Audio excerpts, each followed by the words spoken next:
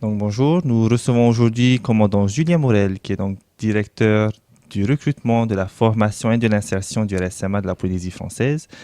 À savoir que le RSMA est donc situé à Roué, mais a aussi une antenne à Tupuai et Hivaoa, et que le RSMA forme 630 jeunes par an. Est-ce exact? Oui, bonjour Hérault. Merci de me donner la parole aujourd'hui.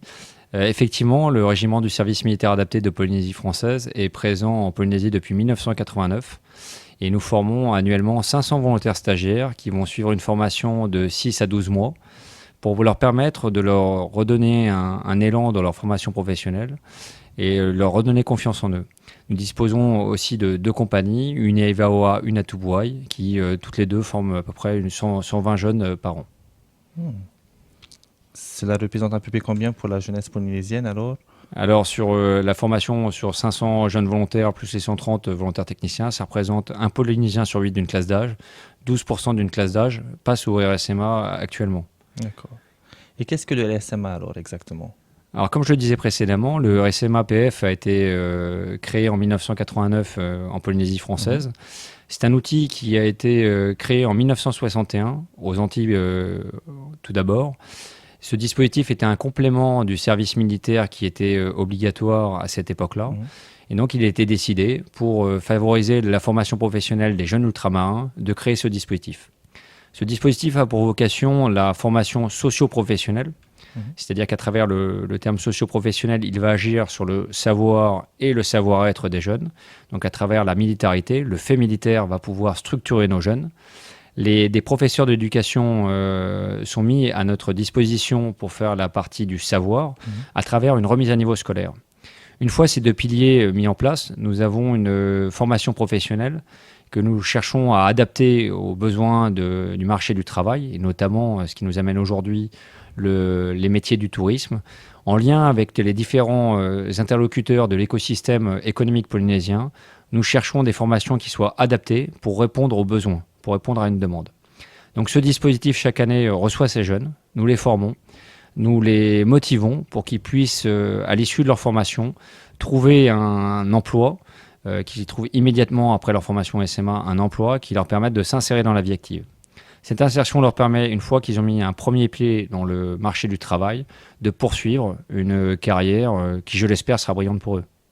D'accord. Donc, vous avez parlé de formation du tourisme. Donc, combien de filières avez-vous? Je ne sais pas dire filières, mais combien de formations de ça? Oui, nous avons le RSMAPF dispose de 23 filières de formation professionnelle dans 19 métiers différents.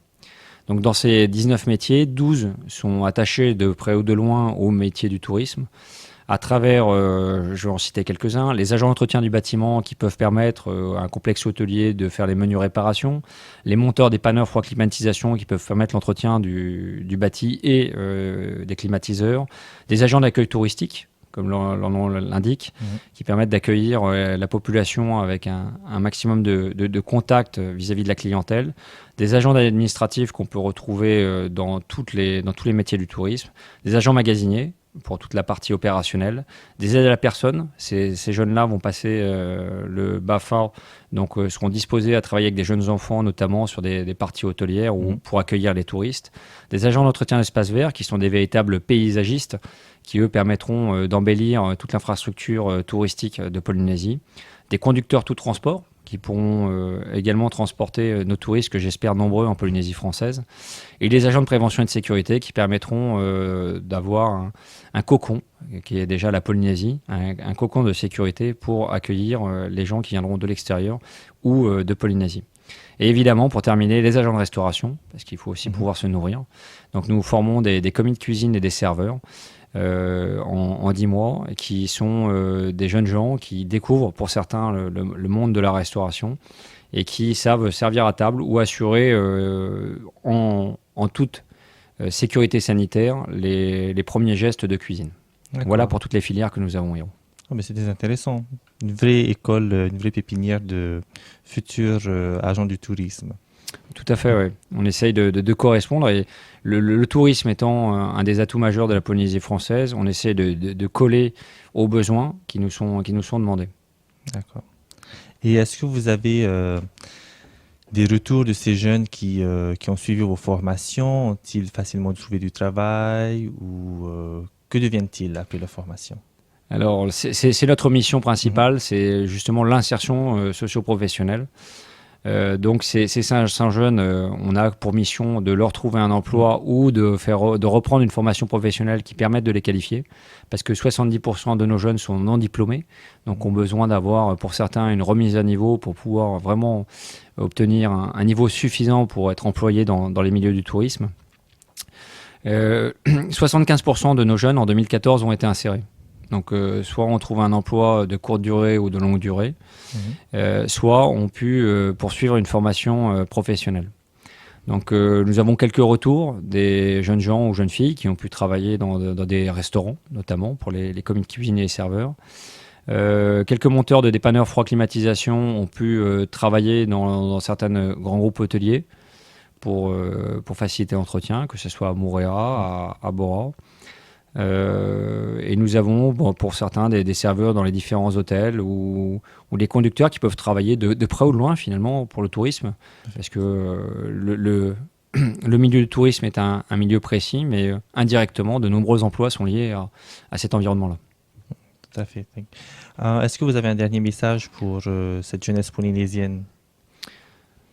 Le message, ils peuvent venir au RSMA, bien sûr. Nous serons ravis de les accueillir pour pouvoir leur donner les bases à travers le fait social, le fait militaire, le fait de vivre ensemble. Parce que c'est finalement ce premier travail sur lequel on a. C'est de pouvoir justement de trouver très rapidement un emploi. Car on se rend compte qu'une fois que les jeunes ont trouvé ce premier emploi, ils arrivent à rebondir et à trouver, à travers des contrats successifs, des emplois successifs, à rester sur le marché du travail. Et surtout, je les invite à ne pas se décourager. La situation peut parfois être difficile, mais ce que l'on apprend, c'est justement de parler fort, d'être vraiment solide et d'affronter les événements qu'ils peuvent rencontrer. Merci beaucoup, commandant Morel.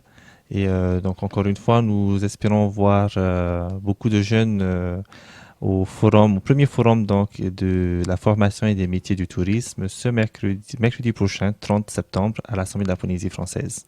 Rendez-vous au forum. Rendez-vous au forum.